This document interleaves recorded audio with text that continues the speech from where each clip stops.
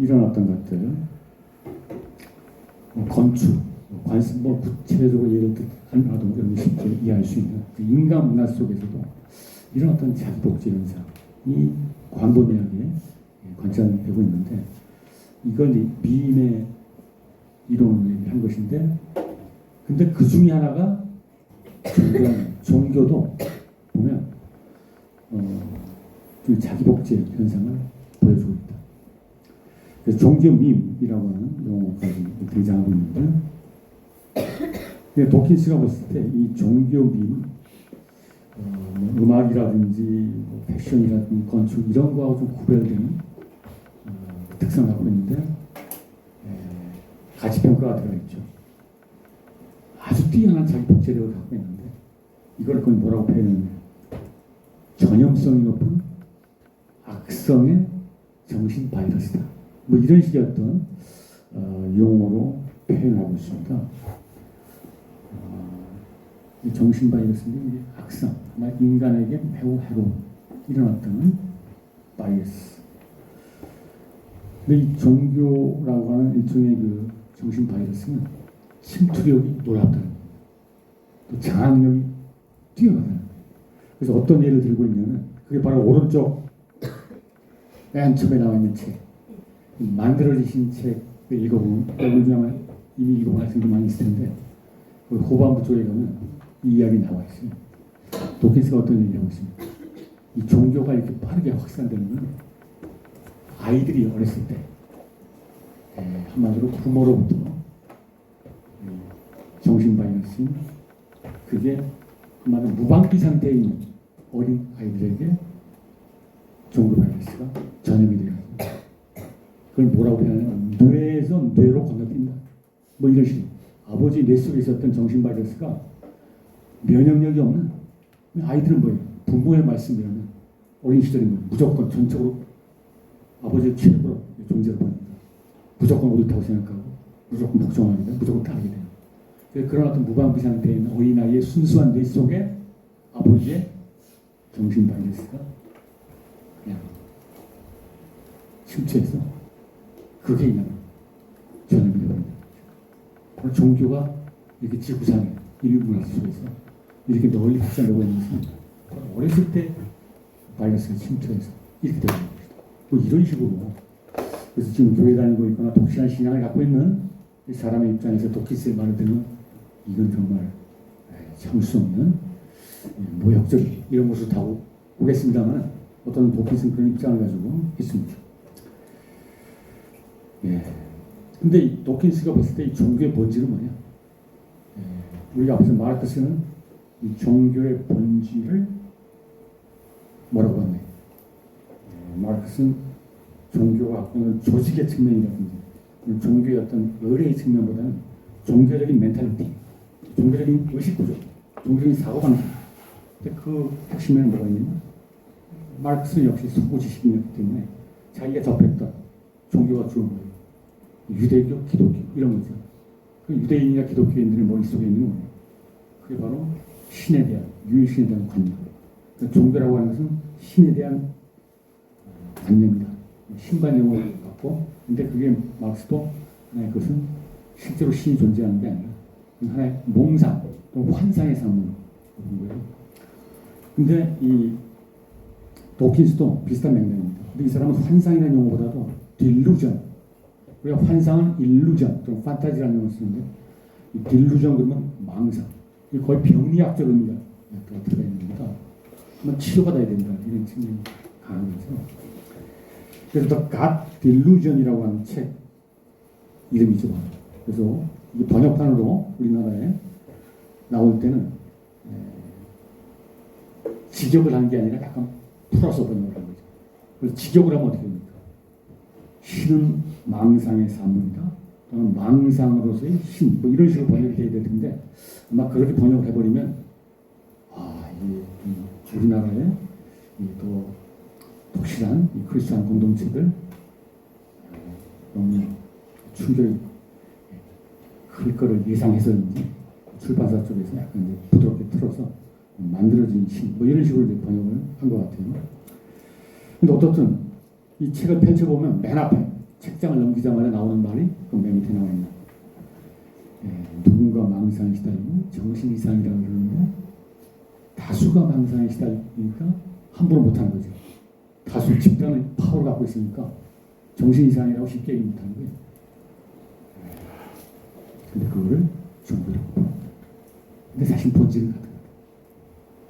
종교인들 한마디로 정신 이상 자들이다.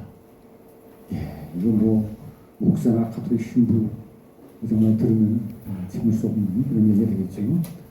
어떻든 이런 식으로 이 종교라고 하는 것을 이렇게 접근합니다.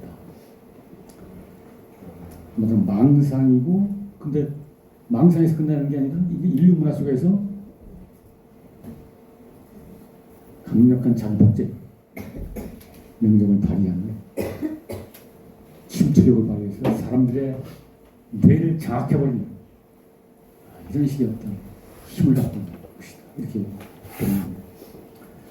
그래서 이 책이 나오니까 우리나라에서 굉장히 많이 팔렸답니다. 처음에 2007년 무렵에 나온 걸로 알고 있는데 20만 부 이상이다. 근데 전 세계로 많이 번역이 됐는데 이 대한민국에서 가장 많이 팔렸던 이런 통계가 떠돌았어요. 그 얘기는 뭐죠? 도킨스의 책을 읽고 뭔가 해방감 내지는 카타르시스를 느끼는 젊은이들이 있다는 겁니다. 한국에서는 개신교 보수주의, 복음주의 또는 근본주의 성향을 갖고 있는 이런 쪽이 상당히 목소리가 큰데 거기에 대해서 굉장히 거부감을 갖고 있는 청년 지식인들 중에서는 이런 도킨스의 발언이 뭔가 자기가 그동안 억눌려 있었던 이 부분을 확 해방시켜주는 뭐 이런 어떤 맥락 속에서 많이 팔렸다. 이런 또 분석도 있어요. 근데 이 책이 나오니까 얼마 뒤에 그 오른쪽에 있는 책이 또 우리나라 출판사에서 나왔습니다. 제목이 뭐지? 스스로 있는 신. 만들어낸 신과 스스로 있는 신의 차이는 뭡니까? 만들어낸 신이라고 하는 건 뭐예요? 한마디로 인간의 망상에 의해서 또는 인간의 어떤 몽상에 의해서 신이라는 존재가 만들어진 것인데 이렇게 보는 관점인데 스스로 있는 신은 뭐예요? 무슨 얘기냐 하면서 그걸 180도 뒤엎어서 인간이 신을 만든 게 아니라 신이 인간을 만들었다 라고 하는 관점이죠. 그 신은 어떤 공상과 망상의 성분이 아니라 우주 만물의 창조자이고 그 중에 하나로 인간이 창조된 거예요. 피조물에 불과한 인간이 감히 창조주 하나님을 만들어 있을 수 없는, 상상할 수 없는. 전혀 다른 180도 다른 관점에서 이 책이 나와요. 누가 이런 책을 썼겠습니까?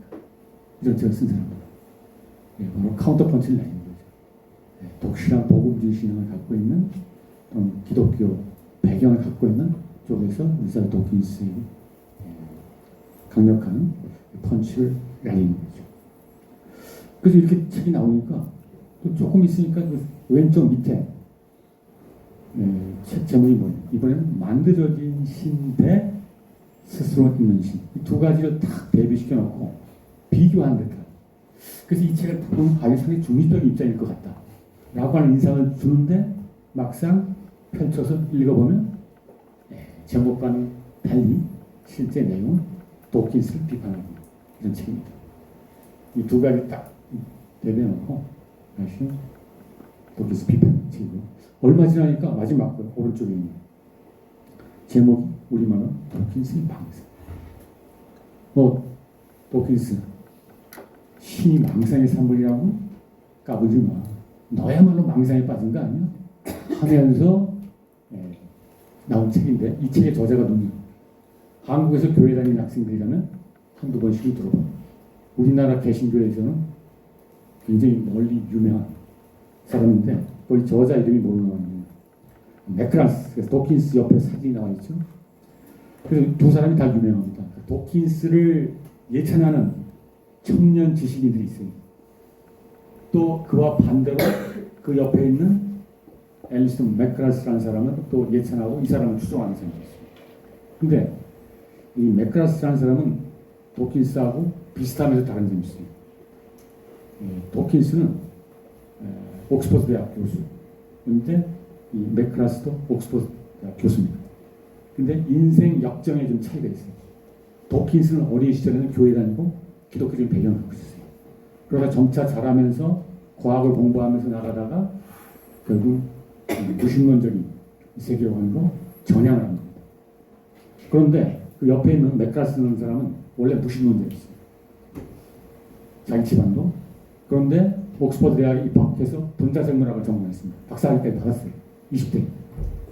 근데 그 대학을 다니면서 이 친구를 사귀었는데 옥스퍼드 대학의 독실한 경건한 크리스찬 학생들하고 어떻게 교류를 하고 만나게 되면서 그들의 경건한 삶의 모습, 또 인격 이거에 상당히 감화를 받고 그러면서 기독교에 관심을 갖게 됐습니다. 그러다 결국은 자기가 생물학 박사였지만 그 길을 포기하고 기독교 신학 쪽으로 공부하기 시작했습니다. 그 신학 박사까지 받았어요. 그러고 나서 본격적으로 개신교 쪽에서 복음주의의 거의 선봉자 정도로 활동을 하고 있어요. 지금도 왕성하게 활동하고 있어요. 근데 이 두 사람은 아마 옥스퍼드 대학에서 거의 같은 시기에 나이는 한 10살 정도 좀 차이가 나는데 같은 대학 교수니까 캠퍼스를 지나가다가 걷다가 딱 서로 마주쳤다. 그럼 서로 표정은 어떻게 지을 것 같아요? 맞아, 표정 관리 좀 해야겠죠? 한쪽에서 저는 하면서 이렇게 마음속에 안 되는 이런 게 있겠습니다만 또 교수인데 서로 뭐 주먹 갖고 싸울 수는 없고 근데 사실은 이 도킨스의 망상이라는 책이 쓰게 되면 이 맥크라스라고 하는 부인이 있어요. 이 사람 부인이 또 심리학 교수입니다. 이 사람이 권장을 했다는데 우리가 도킨스를 그냥 가서 뭐 말 가지고 싸울 수 없고 책을 하나 쓰자 하면서 바로 도킨스의 만들어지신 그 책 자체를 조목조목 비판하는 이전 시의 책이 바로 마지막에 나온 도킨스 망상입니다. 아마 여러분들이 갖고 있는 세계관이 다 있을 겁니다. 여러분들 도킨스 책을 한번 읽어보고 그 다음에 맥크란스 책을 한번 읽어보고 아마 서로 공감하는 게 다를 거예요. 나는 이 도킨스 책이 훨씬 더 나이가 많았네.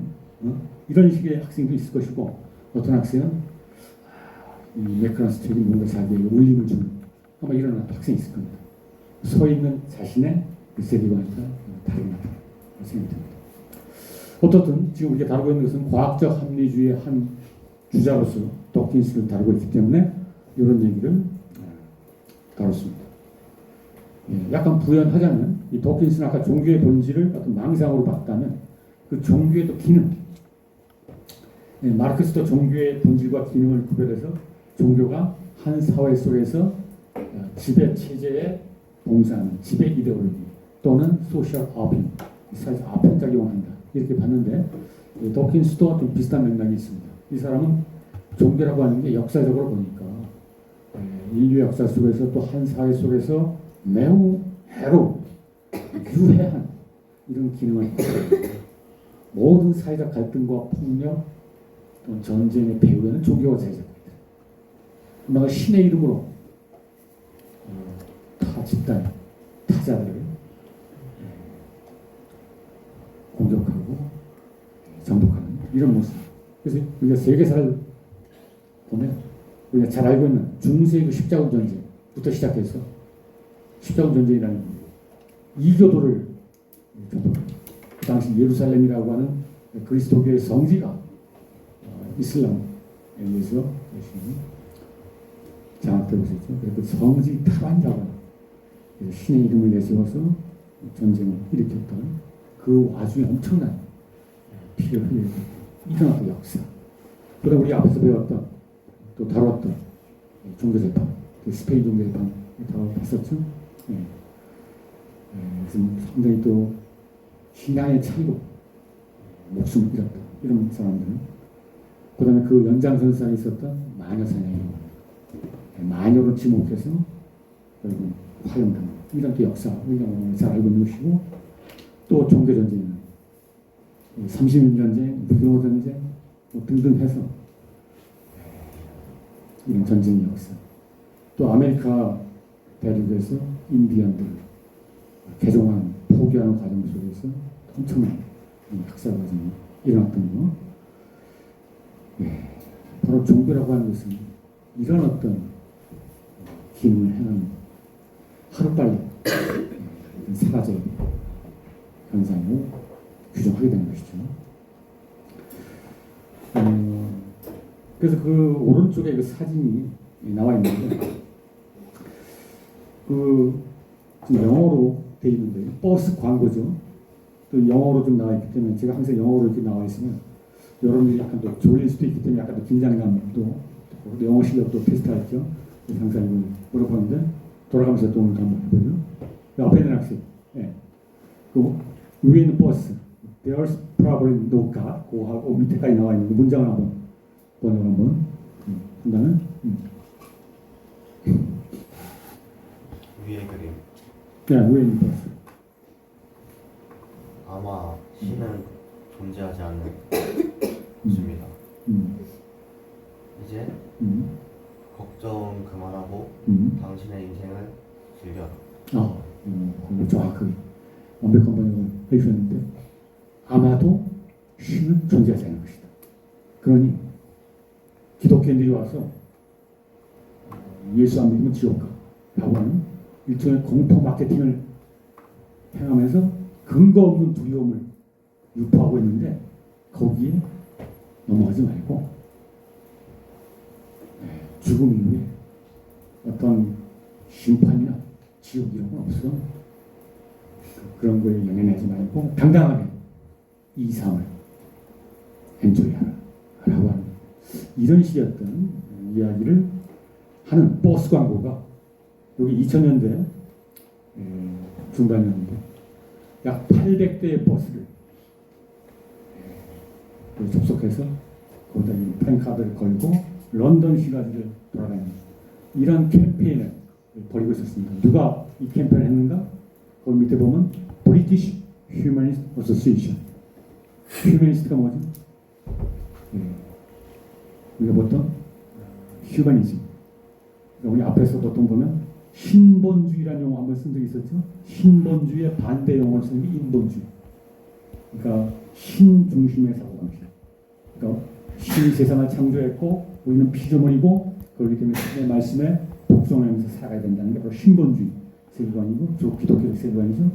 근데 거기에 대해서 근대 이후에 계몽주의가 등장하면서 그런 신이라고 하는 게 있는 거냐. 근데 그것보다는 인간의 이성, 인간의 합리성을 사실 척도로 내세우면서 세상을 바라보고 또 세상을 살아가는 거예요. 그게 바로 휴머니스트 전통인데, 영국에는 버트란트 러셀 이후 휴머니스트 전통이 도도한 흐름을 이어지고 있고, 바로 리차 도킨스가 그 흐름을 잇는 것으로 평가를 받고 있습니다. 바로 그러한 맥락에 있는, 그래서 오늘날은 휴머니스트 UK라고 하는 뭐죠? 유나이티드 킹덤, 영국의 약자죠. 그러니까 영국 휴머니스트 협회, 여기서 바로 버스 캠페인을 이렇게 하고 있었던 것입니다. 근데 도킨스가 이걸 딱 보고 내가 하고 싶었던 거를 이들이 하고 있네 해서 여기에 회원으로 가입하고 그다음 15,000파운드를 기금으로 제시하면서 여기 흥명해서 딱 버스 광고 사진까지 딱 찍고 있는 이 모습. 그랬더니 그 밑에 뭡니까? 이 기독교는 만만한 종교가 아니죠. 이런 식으로 나오는 벌써 2000년부터 기독교는 박해를 받아 오면서 싸웠고 수많은 경쟁자들을 마주하면서 2000년을 버텨온 정도입니다. 그래서 이런 것들이 나오면 또 나타났구나 딱 하면서 그 밑에 또 카운터 펀치를 날리는 이 모습을 우리가 볼 수가 있습니다. 저 맨 왼쪽에 있는 학생. 네. 학생. 번역하고 있습니다. 밑에 있는 번. 신은 분명히 존재합니다. 그 밑에 또 있지. 그래서 기독교 단체에 가입해서 인생을 즐겨요. 네, 정확하게 번역했습니다. 한마디로 아마도 신이 존재하지 않을 것이다라고 하는 광고에 대해서 정 반대로 뒤집어서 도킨스라든지 이쪽은 약간 수위 조절한 거 아닙니까? 프라바블이라고 하는 약간 청중도를 고려한 겁니다. 근데 이 기독교는 그 딱 떼어버리고 definitely 명백하게 분명하게 우리의 하나님, 우리의 창조주 신은 분명히 존재한다. 명심하라. 그러니까 빨리 우리 교회에 들어와. 그리고 우리와 함께 진정한 의미의 인생을 행복을 누리자라고 하는 기독교의 합류를 권장하는 이런 것을 볼 수 있죠. 저 악마의 캠페인에 빠지지 말고 악마의 유혹에 빠지지 말고 참된 진리와 구원의 세계에 합류해. 그래야 당신은 이 지상에서 행복만이 아니라 죽음 이후에도 영원한 행복을 구원을 누릴 수 있어. 라고 하는 게 바로 기독교 복음주의 내지는 이쪽의 약간 흐름이다. 이렇게 볼 수가 있겠습니다. 그래서 어떻든 이런 식으로 나가는데 이 결국 도킨스의 그런 입장을 우리가 다시 돌아가서 보면 이 도킨스의 머릿속에 있는 종교라고 하는 것은 과연 어떤 건가? 우리 한 발 떨어져서 바라보면 도킨스가 생각했던 종교는 마르크스와 비슷하고 유리신 종교가 자기 머릿속에 다 가르쳐 있습니다. 그러니까 도킨스는 이 동양 종교, 아마 구도와 수행 중심의 종교, 어떤 창조주 신이라든지 유일신을 전면에 내세우는 게 아니라 그런 신은 중요하지 않아요. 관심 없어요. 그런 거. 그것보다는 인생이 뭐 참된 우리가 BBC 방송 첫 시간에 봤던데 무심 스님이 얘기했던데 내가 과연 누구 인생이 과연 무엇인가를 물으면서 치열하게 근원적 차원의 물음을 던지면서 구도와 수행을 추구하는 이런 동양 종교의 구도 수행 전통에 대해서는 생각하지 못하고 그걸 종교 한 부분을 보지 못하고 오로지 종교 그러면 알라나 야훼와 같은 이런 어떤 유일신을 딱 내세우고 거기에 대한 무조건적인 복종, 어떤 이성적 판단 능력이라든지 합리적 사고라든지 이런 건 전적으로 배치하고 오로지 믿음만으로 오로지 신에 대한 복종만을 맹목적으로 강조하는 그렇기 때문에 뭐가 일어났느냐? 십자군 전쟁부터 시작해서 21세기에는 9.11 사태와 같아요. 이런 게 나타납니다. 사실 도킨스가 만들어진 책을 The God Delusion 이 책을 쓰게 된 직접적 동기가 뭐냐?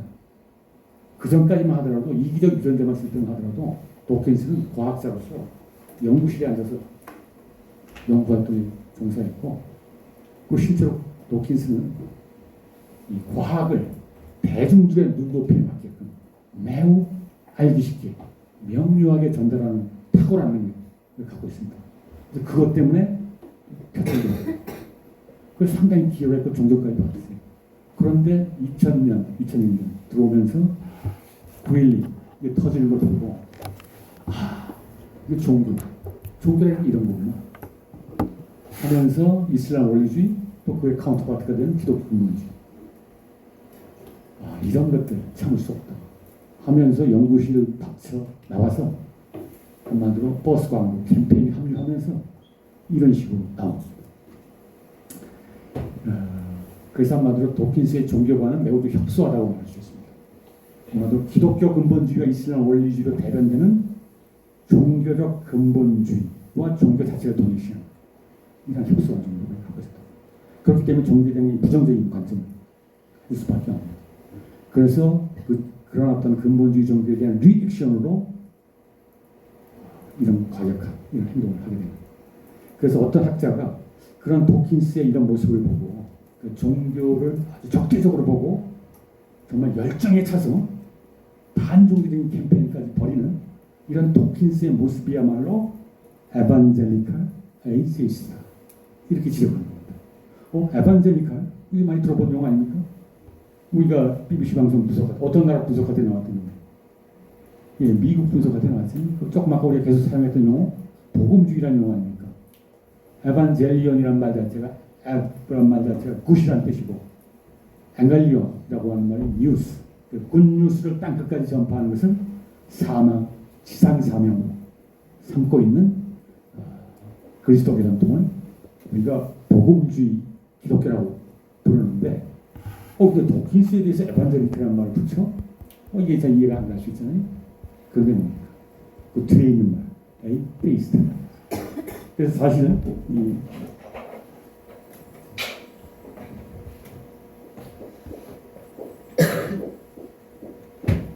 이 페이스트라고 하는 말이 사실은 복음주의하고 친화성을 갖고 있는 거죠. 그런데 복음주의라고 하는 것은 굿뉴스를 전파하는 그 굿뉴스라는 거예요. 하나님께서 또 예수께서 우리의 죄를 위하여 대신 짊어지고 십자가에 못 박혀서 그 핏값으로 그 죽음으로 우리의 죄가 해방됐다고 하는 놀라운 뉴스, 우리가 죄에서 해방됐다고 하는 놀라운 뉴스를 확신하고 전파하는 거예요. 그건 당연히 신을 믿는 유신론, 이 에반젤리칼을 호응하는 용어인데, 여기에 에반젤리칼 말이 들어갔다는 얘기는 이게 원래 맞는 용어인데 여기에 지금 A자가 들어가 있잖아요. 그러니까 복음주의적 무신론자 뭐 이런 식의 번역이 되는 거예요. 서로 이게 매치가 안 되는 용어잖아요. 복음주의하고 무신론이라고 하는 것은 어떻게 보면 서로 모순되는 이런 건데, 근데 이런 용어가 등장했다는 겁니다. 이 사람의 입장에서 보면 도킨스는 한마디로 뭐죠? 무신론 전도사다 이렇게 되는 거죠. 신이 없다라고 하는 것이 굿뉴스가 되는 거예요. 근데 기독교 복음주의에서는 신이 존재한다는 것이 굿뉴스가 되는데 반대가 되는 이런 식의 맥락에서 에반젤리칼에 있습니다.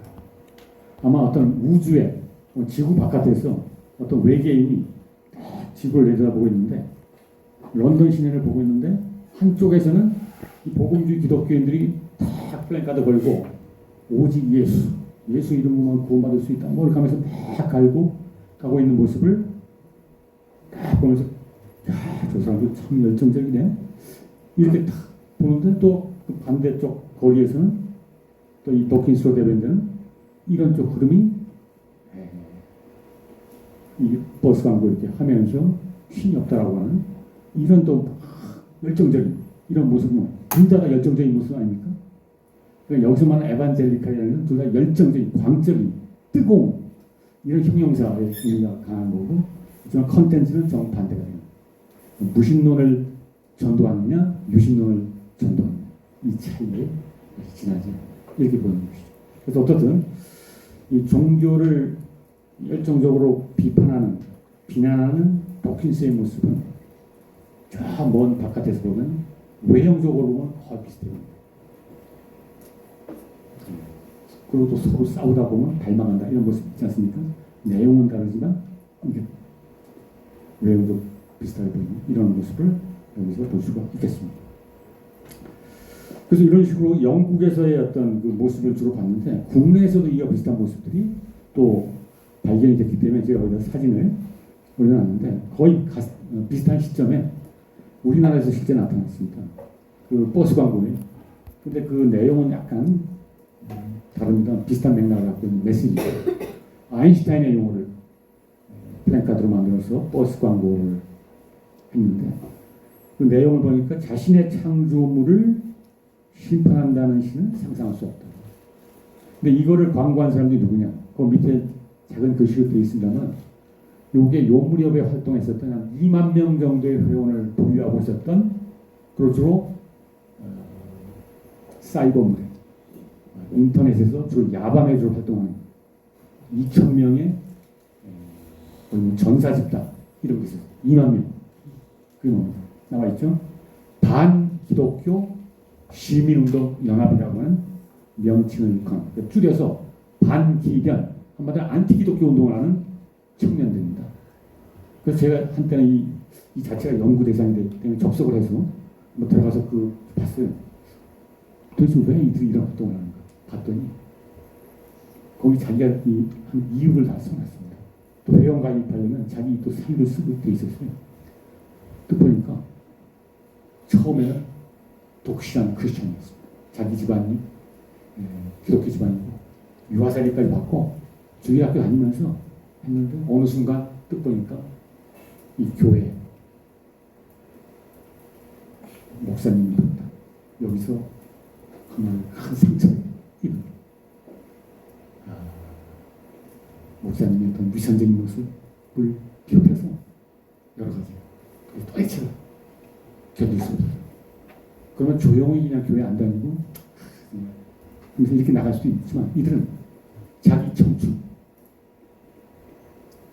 자기 지금까지 보낸 청춘이 정말 교회를 위해서 헌신적으로 해왔는데 거기 상처가 참을 수가 없는 애증이라고 하는 게 있어요. 애증. 그래서 결국 이런 식의 반기독교, 기독교가 존재하면 또 나와 같은 희생자가 나올 것이다. 이걸 예방하고 막기 위해서는 기독교 자체를 소멸시켜야 된다. 라고 하는 문제의식 가지고 안티기독교 운동을 하는 이 이만경 동동한 표현을 하고 있습니다. 거기 들어가 있는 전심을 보면 정말 기독교인데 거기 괜히 들어가서 전도하려다가 경악한 이런 모습을 볼 수 있습니다. 엄청난 이런 걸 볼 수 있습니다. 그래서 어떻든 그런 맥락에서 존재하는 이 단체가 일어난다는 얘기했습니다. 그러니까 이들이 볼 때 창조주라는 자기가 만든 피조물인데 그들이 좀 철이 덜 들어서 자기를 인정하지 않고 자기를 비판 이런 모습이 있다 하더라도 그걸 참 그래서 이렇게 가야지 영원한 심판 지옥불에 집어넣은 그런 창조주라면 이거 유치하고 편협한 창조주 아니에요. 뭐 이런 식의 어떤 약간 비권을 단 이런 어떤 맥락이 들어가는 표현이죠. 그래서 어떻든 이런 식으로 했는데 우리나라에 있는 이 시민단체는 좀 재정이 딸려서 그런지 800대 버스가 아니라 버스 3대 해서 이렇게 하다가 그것도 한 며칠 하다가 철거했습니다. 왜냐? 이거 아니면 어떻게 기독교들이 가만히 있겠어요? 보금주의 지정에서 버스 업자 찾아가서 당장 철거. 만약 이거 안 하면 우리 버스 승차 보이콧 하겠다. 뭐 이렇게 압력이 들어갔는지 며칠 만에 철거되는 이런 모습이 있었습니다. 그 뒤에는 앞에서 나왔던 영국과 비슷하게 여기 또 따라가는 모습이 나오겠죠. 거기도 영어로 나와 있습니다만 시간에서 줄이면 밀리언스라고 하는 거 빌리언이란 말이 나와 있죠. 수백만의 사람들이 good without God. 이거 뭐예요? 무신론자예요. 신이 없이 행복하게 산다는 그런 어떤 앞에 가는 게 바로 이제 무신론 버스라면 뒤에 가는 버스는 이들을 구원하기 위해서 한마디로 불쌍한 이 영혼들 하나님을 알아보지 못하고 나아가는 이 탕아들을 구원하기 위해서 이들이 또 땅끝까지 쫓아가는데 이게 빌리언이 얼마예요? 빌리언이 얼마죠? 10억이죠. 그러면 2빌리언이니까 어떻게 되는 거예요? 20억의 실제 지금 전 세계 인구 통계는요. 지금 80억이라고 하지 않습니까? 그래서 이 80억은 정확하게 정규 인구 통계는 어려워요. 그렇지만 전 세계적으로 그런 걸 조사하는 단체들이 있어요. 그러면 대체로 기독교인 한 20억 뭐 이렇게 보통 있습니다. 그래서 이 숫자 가지고 이제 밀어붙이는 거예요. 야, 니네 몇백만 밖에 안 된다는 거 이거 뻔한 거 아니야? 우리 20억이야. 이게 진리를 보여주는 거 아니겠어? 하면서 이런 식의 그래서 I still love you. 아직 늦지 않았어. 빨리 돌아와.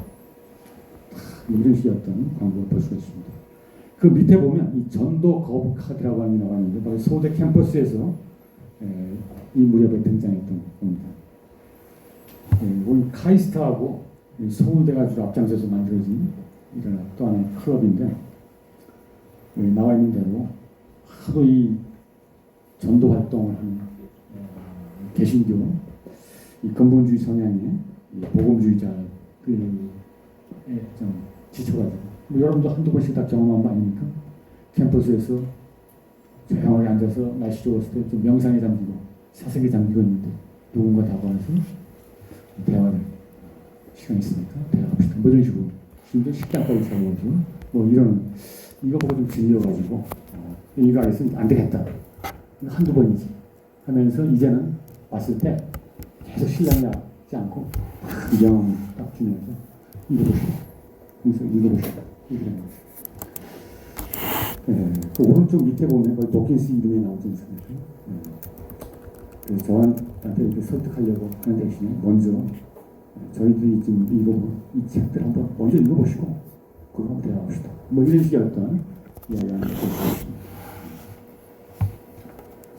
예, 어떻든 이런 식으로 우리가 이 과학적 합리주의 한마디로 종교와 과학을 이분법적으로 대립구도를 설정하고 과학의 자리에서 합리성을 내세워서 종교의 비합리성, 유치성 또는 환상, 망상 또는 어떤 폭력성 이런 부분들을 폭로하고 고발하고 나아가서 종교를 박멸하겠다는 이런 식의 정도의 차이는 있겠습니다만 이런 식의 어떤 과학적 합리주의의 흐름을 살펴봤다면 이제 우리가 세 번째 왜냐 우리가 강의 계획서에 보면 첫 번째가 종교적 근본주의였고 두 번째가 과학적 합리주의였죠. 그리고 세 번째가 종교적 보편주의입니다. 근데 종교적 보편주의는 앞에 과학이라는 용어가 아니라 종교적이란 말이 들어있어요. 이 이야기는 뭡니까? 종교를 아편이라든지 환상이라든지 망상 이런 식으로 부정적으로 보는 게 아니라 종교는 우리 인간의 삶 속에서 우리 인생에서 매우 가치 있고 소중한 일단 긍정적 의미 부여가 들어갑니다. 근데 뒷부분이 보편주의입니다. 근본주의가 아니라 유니버설리즘, 유니버스라고 합니다. 우주. 그 다음에 대학도 뭐예요? 유니버시티. 이게 다 어원적으로 같은 반응이니까 하나의 통일성, 전체성을 의미하고 있죠. 근데 앞서 살펴봤던 근본주의자는 기독교 근본주의가 되건 이슬람 원리주의가 되건 이쪽은 뭡니까? 자기 종교와 타 종교를 구별하고 우리 종교 하나 여기 속만 진리가 있다라고 하면서 다른 종교의 차이성을 강조해 왔는데 이쪽 이 종교적 보편주의 입장에서는 기독교나 이슬람, 불교나 사실은 궁극적으로 보면 겉으로는 달라 보이지만 심층에서는 하나 만나다 통일성을 강조합니다. 그래서 종교적 보편주의가 등장하는 맥락은 종교적 교구주의가 지니고 있는 편협성, 협소성을 비판하고 극복하기 위한, 지양하기 위한 이러한 문제의식 속에서 등장합니다. 이들 입장에서 보면 종교인들이 자기의 어떤 특정 종교 교리에 매몰돼서 다른 이웃 종교들을 존중하지 않고 이웃 종교들 오류와 악에 빠진 타락한 종교를 보면서 배타적으로 자기 종교 지상주의로 빠지고 있는 거예요. 그걸 여기서 교구주의 또는 국지주의라는 것이 있어요. 패러키알리즘이라고. 이 패러키알이란 말은 교구. 지금 우리나라에 그 천주교가 있지 않습니까? 지금 지난 시간에 여러분들이 조사해 보니까 교회 다니는 학생 두 학생이 발견이 됐는데 여기 성당 다니는 학생이 그때 있었나요? 없었나요? 성당. 혹시 성당 다닙니까? 예, 좋습니다. 어느 성당 다니시는? 성당, 어느 성당? 네? 국내에 있는 거? 그래서 있을 수 없을 것 같고. 성당 이름 밝히기가 좀 그렇다? 부평에 있는? 네. 좋습니다.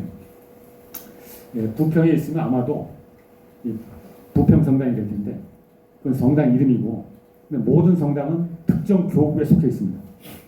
우리나라 천주교는 크게는 15교구로 되어 있어요. 교구가 15개입니다. 그러니까 서울은 좀 특별히 서울 대교구라고도 얘기합니다만, 서울교구가 있고, 경기도에 보면 인천교구가 있고, 수원교구가 있어요. 경기도가 인구가 많잖아요. 1000만 명 정도 되기 때문에 교구가 수원교구, 인천교구가 있어요. 아마 부평 성당이면 그게 아마 인천교구 소속일 가능성이 높아요. 한번 확인해 보실 수 있고, 그 다음에 대전교구, 전주교구, 광주교구, 마산교구, 이게 총 15 내지 16개. 왜냐하면 16개가 되면 군정교구로 군정교구. 여러분 군대 가게 되면 지난번에 잠깐 얘기한 적이 있습니다만 성당이 있습니다. 교회도 있어요. 사찰도 있습니다. 그럼 군대 생활 힘들잖아요. 그러면 일요일날 성당 가서 미사 참여할 수 있거든요. 그들을 위해서 특별하게 육해공이 있기 때문에 군정교구라고 하는 특수교구를 만들었죠. 그래서 인천, 수원교구는 다 지역단위잖아요. 그런 게 있습니다. 어떻든 교구별로 조직이 되어 있어요. 그 교구는 다 평등합니다. 그 교구를 담당하는 거 주교라고 해요. 비숍, 주교. 그래서 인천교구 주교와 수원교구 주교는 다 대등한 겁니다. 오로지 저 교황 밑에 소속이 돼 있는 거고. 근데 만약에 인천교구 주교가 저기 원주교고 주교를 딱 만나서 당신 원주교고 그건 열등한데 우리 인천교구는 가장 참된 교구야. 뭐 이런 식으로 하면서 서로 간에 우열관계, 우리 교구가 최고다. 자기 교구 제일주의, 이게 바로 패러키아리즘입니다. 바로 종교적 근본주의라고 하는 것은 뭐예요? 그 교구를 이제 종교 전통을 우리가 확장시켜서 얘기할 때는 거죠. 기독교, 이슬람, 유대교, 뭐 불교 이렇게 비교할 때 기독교 근본주의자들은 기독교가 최고의 종교 이렇게 보는 거 아닙니까? 근데 가톨릭 같은 경우는 평등한 게 기본인데 거기서 만약에 특정 교구가 자기 교구가 최고다라고 하면 이 교구주의 패러키알리즘 빠지는 겁니다. 그건 있어 안 되는 거예요. 잘못된 이런 관점입니다. 근데 바로 기독교 근본주의, 이슬람 근본주의자들이 바로 이런 교구주의적인 어떤 모습을 종교 간의 관계에서 보여주고 있는 거죠. 그래서 종교 보편주의 관점에서 바라보면 종교적 근본주의자들은 한마디로 종교적 교구주의에 빠졌다. 그거를 국지주의라고 해요. 국지성이라는 게 뭐죠? 협소하다 이런 뜻이잖아요. 우리가 어떤 학교 회의를 할 때 막 토론하다가 서로 뭐 이해관계가 막 뭔가 이러다 보면 우리가 이런 국지적 관점을 해소하고 뭔가 좀 대승적 관점에서 결단을 내립시다. 뭐 이런 표현들을 갖고 있지 않습니까? 대국적 관점에서 이런 말을 쓰고 있잖아요. 그래서 그 국지주의란 말은 바로 편협성을 나타내는 이런 겁니다. 그래서 그러한 것들이 바로 종교적 그 근본주의에 나타나고 있고, 그런 어떤 편협한 그 종교적 근본주의자들이 갖고 있는 문제점, 그게 뭡니까? 자기만 최고라 그러면서 단순하게 선의의 경쟁을 하는 게 아니라 이게 뭐예요? 종교적 근본주의자는 이슬람 원리주의로 가면 테러하고 연관되잖아요. 폭력과 연관되잖아요. 9.11이 일어나잖아요. 한마디로 지구와 인류의 평화를 해치는 이게 종교적 근본주의. 근데 그건 바로 종교적 교구주의, 국지주의에서 나오는 거예요. 이건 하루빨리 청산돼야 된다. 같은 종교인으로서 저런 근본주의적 멘탈리티를 갖고 있는 저걸 용납하기 힘들다 하면서 이들을 비판하면서 나온 게 바로 이 종교적 보편주의다. 그래서 이들은 종교 간의 차이성보다는 공통성, 공통 기반 이거에 액센트를 두면서 우리는 사실 같은 진리를 조금 다른 언어로 표현한 것이다. 그러니까 불교적 교리, 기독교적 교리, 이슬람의 교리. 그러니까 표현 방식은 다르지만 근본에서는 결국 하나예요. 우리가 첫 강의 시간에 얘기하지 않습니까? 예수님 말씀이나 부처님 말씀이나 공자님 말씀이나 표현과 언어가 다르지만 결국은 하나의 진리를 조금 다르게 표현한 것이다. 이 사실을 깨달아야 되는데 그걸 깨닫지 못하고 자기 종교 교리에 매몰돼서 다른 종교를 비난하고 정죄하는 근본주의, 안타깝다라고 하는 문제의식이 되었습니다. 그래서 이들의 관점을 몇 가지 용어로 또 표현을 해봤는데요. 거기 보면 정상은 하나, 코스는 여럿이라는 표현이 있어요. 이게 바로 종교적 보편주의를 나타내는 구호가 되어 있습니다. 그 오른쪽에 보면 이 삼각형으로 된 도표가 나와 있는데 이게 뭡니까? 이게 사실은 관악산을 제가 2차원 평면의 압축 파일로 만들어서 다 그린 겁니다. 혹시 여러분 중에 관악산 정상 아직까지 안 올라가 본 학생 있습니까? 관악산 정상 한번 올라가면 손들고 정상 올라가본 사람 꽤 되네요. 3분의 1 정도면 되는 것 같아요. 근데 만약에 아직도 관악산 정상을 안 올라간 학생이 있다면 서울대생으로서의 정체성을 스스로 의심해 봐야 돼요. 이런 게 아니라 서울대 관악 캠퍼스를 4년 동안 다녔는데 관악산 31년께서 계시는데 그 정상을 안 올라갔다? 예. 보니까 뭐 상당히 그래도 학생들이 올라가 본 것 같은데요. 바로 제 관악산 제가 이렇게 한번 그려봤는데 올라가는 코스가 지금 여러분들이 물어볼 수 있는데 시간 관계에서 안 물어보는데 아마 각자 다른 코스로 올라갔을 가능성이 있고 여러 가지 코스가 있죠. 제가 A, B, C, D, E 5 코스를 그려놨는데 A 코스가 어디냐? 서울대 정문. 오늘 아마 정문 오는 학생들이 있을 텐데 정문 바로 오른쪽에 보면 약간 계곡 같은 게 있죠. 계곡 같은 거. 그 옆쪽에 보면 등산로가 있지 않습니까? 그러니까 아마 지금 이 시간에도 등산객들은 바로 그 코스를 따라서 쭉 가다가 어느 정도 올라가다 그 능선에서 약간 왼쪽으로 꺾어서 이 정상으로 올라가는 이게 바로 A 코스입니다. B 코스는 어디냐? 이거는 안양 쪽에서 올라가는 코스. 안양이 어딘지 알죠? 바로 서울 남쪽에. 안양 쪽에서 쭉 올라오다가 정상 가는 그게 바로 B 코스고 C 코스는 어디냐? 이건 과천 코스입니다. 그러면 과천 정부종합청사 옛날에 있었던 건물 그쪽으로 해서 올라오는 코스인데 이건 상당히 경사가 급해요. 이 급경사가 있는 코스인데 그게 바로 C 코스고요. 이 D 코스는 어디 같아요? 낙성대 코스입니다. 낙성대. 낙성대 쪽에서 쭉 올라가면 여기 지금 있는 낙성대 말고 사당동에서 버스 정류장 하나 서울대 쪽 오다 보고 내리면 거기서부터 올라가는 코스가 있어요. 상당히 완만하고 능선이 긴 코스입니다. 그 코스로 올라갈 수 있고 그러면 다 된 것 같은데 이 코스는 어디냐? 이 코스는 서울대 캠퍼스 안으로 들어와서 지금 우리 이 5동 건물 아닙니까? 7동 건물인데 저 공대 쪽으로 가다 보면 4.1루탑이 있어요. 그래서 거기로 가서 쭉 올라가다 보면 자오남이라고 하는 사찰이 하나 있어요. 그래서 거기서 약간 약속을 한잔 마시고 그 다음에 따라서 이렇게 올라가는 정상에 올라가는 코스가 있어요. 이 A, B, C, D, E 코스가 있는데 저는 사실 참고로 말씀드리자면 이 강의를 준비하기 위해서 A, B, C, E, D 이 코스 5개 다 올라가봤습니다. 결코 자랑하는 게 아니라 이 강의에서 정말 정상에서 올라갈 수 있나 확인해봤더니 결국 다 올라갈 수 있는데 다만 코스의 차이가 있다. 어떤 코스는 진달래가 많이 피어있고 어떤 코스는 개나리가 많이 피어있고 또 어떤 코스는 바위가 많고 어떤 코스는 급경사이고 어떤 코스는 능선이 발전돼 뭐 등등등 이런 차이는 있지만 결국에 가서는 정상에서 다 만날 수 있었는데 그렇다고 해서 제가 종교적 근본주의는 틀렸고 이 종교적 보편주의로 우리 모이십니다 뭐 이런 식의 어떤 종교적 보편주의 어떤 캠페인을 벌이려고 하는 이런 맥락은 전혀 아니고 그건 자기 선택의 문제죠. 근데 어떻든 이 관악선의 비유를 하자면 이런 식으로 된 겁니다. 그래서 종교적 보편주의는 한마디로 A, B, C, D, E가 뭐냐 종교 전통에 비유하자면 A는 힌두교, B는 불교, C는 유대교, D는 기독교, E는 이슬람 뭐 이런 식으로 각 종교 전통들이 교리와 예배 스타일과 종교 조직 방식, 그러니까 평신도와 사자의 관계를 설정하는 방식 등등에 있어서는 차이가 있지만 결과적으로 그런 어떤 교리나 경전이나 이런 걸 통해서 인도하는 그 궁극의 지점, 궁극의 목표는 결국은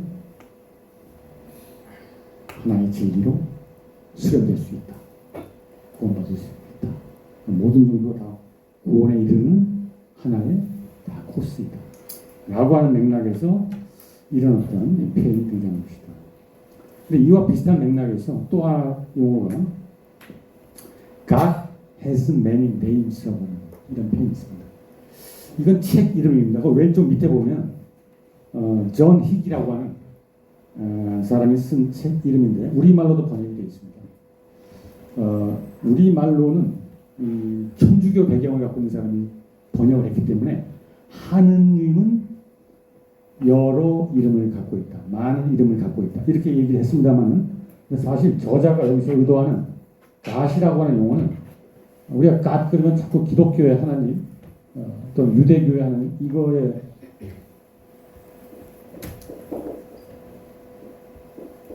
동일시할 수 있는데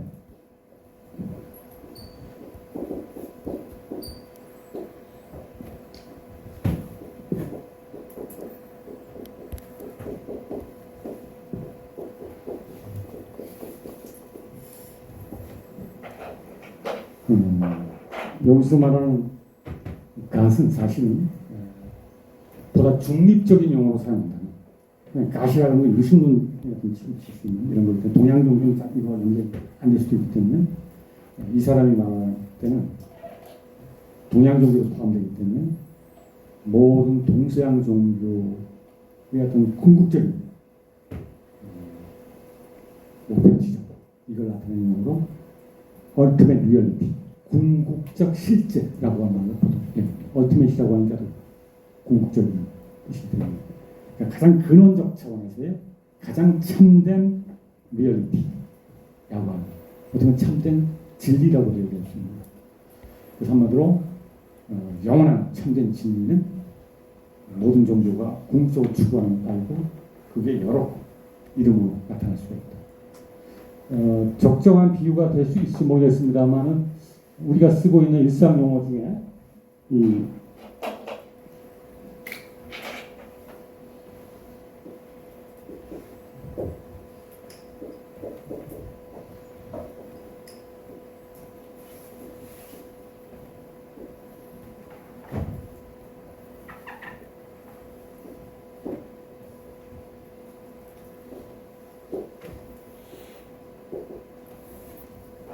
우리가 지금 제가 물 갖고 왔습니다만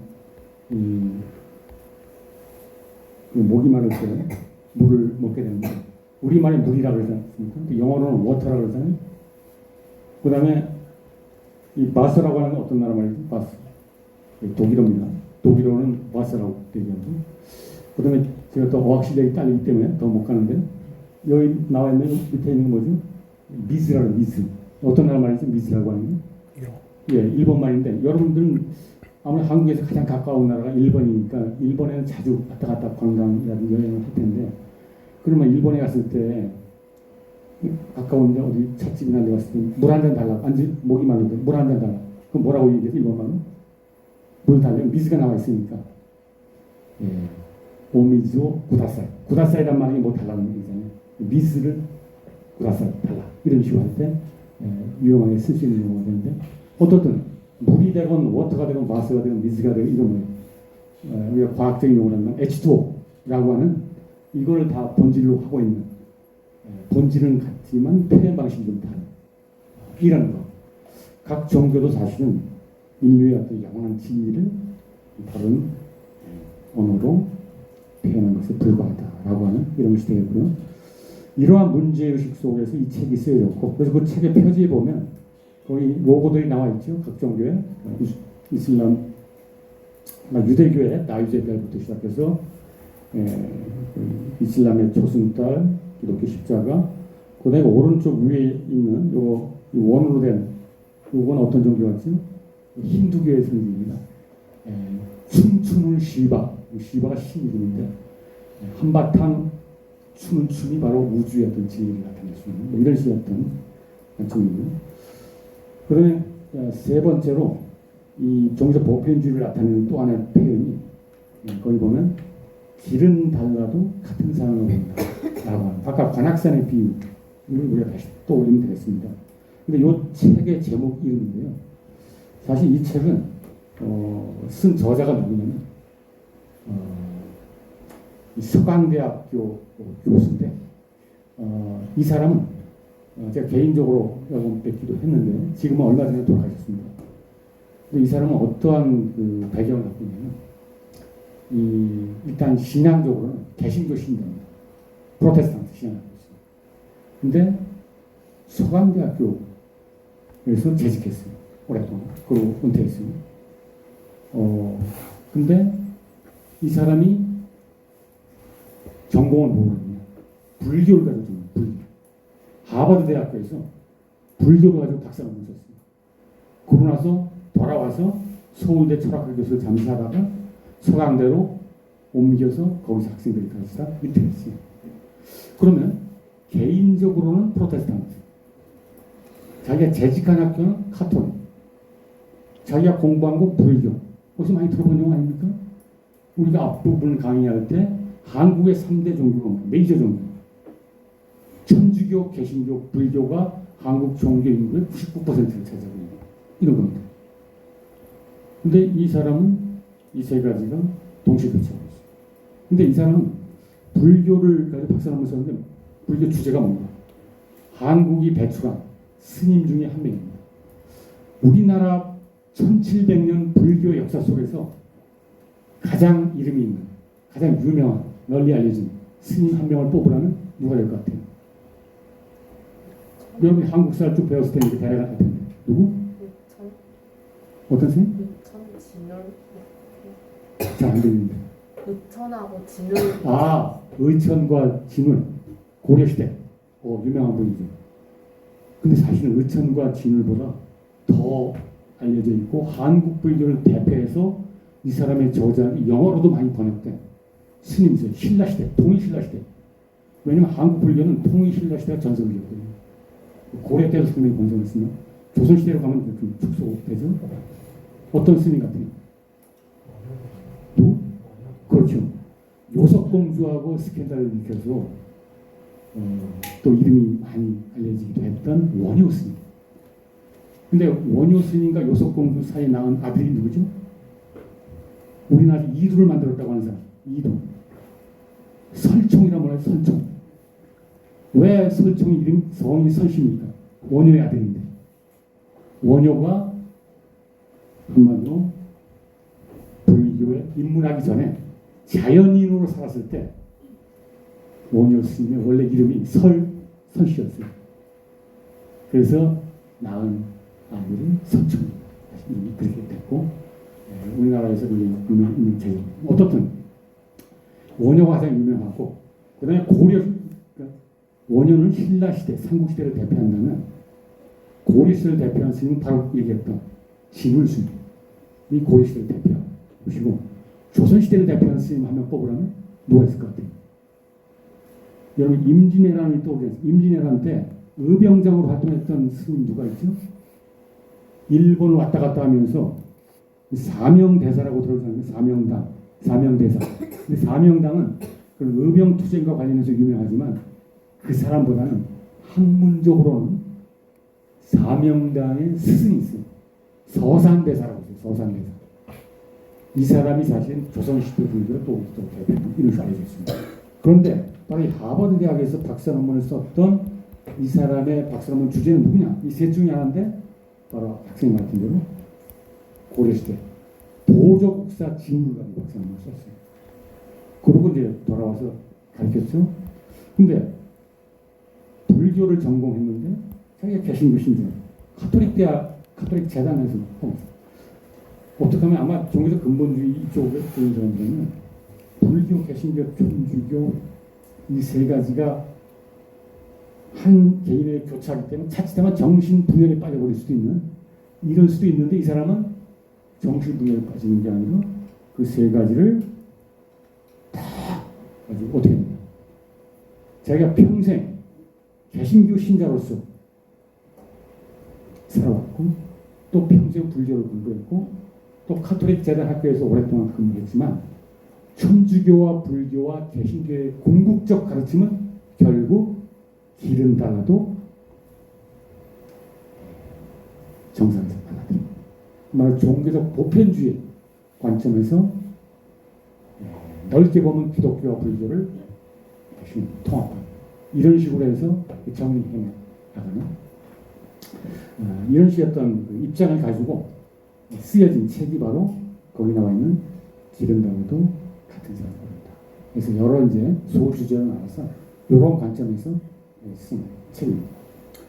그래서 여기서 말하는 이 피라미드라든지 또는 이 가테스나의 네임스라든지 길은 달라도 산 오른다, 같은 산 오른다 이런 책들 어떤 그 취지는 바로 종교적 보편주의의 관점을 거기에 서 있다 이렇게 얘기할 수가 있겠습니다.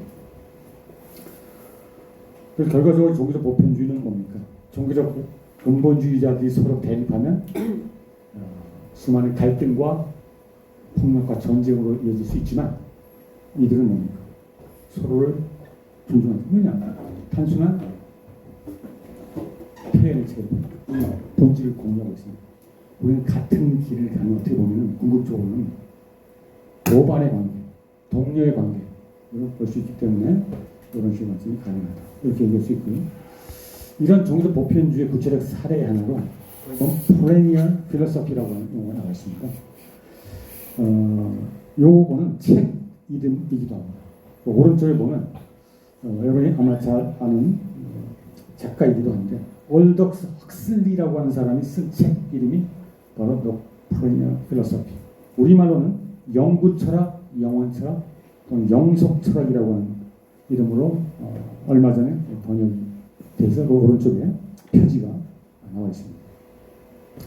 여기 철학이라는 이름으로 나와 있지만 그런 필로소피 사실 내용적으로 보면 이 철학이란 말은 지혜 또는 진리의 의미를 담고 있다. 그러니까 영원한 지혜, 영원한 진리라고 하는 의미를 담고 있습니다.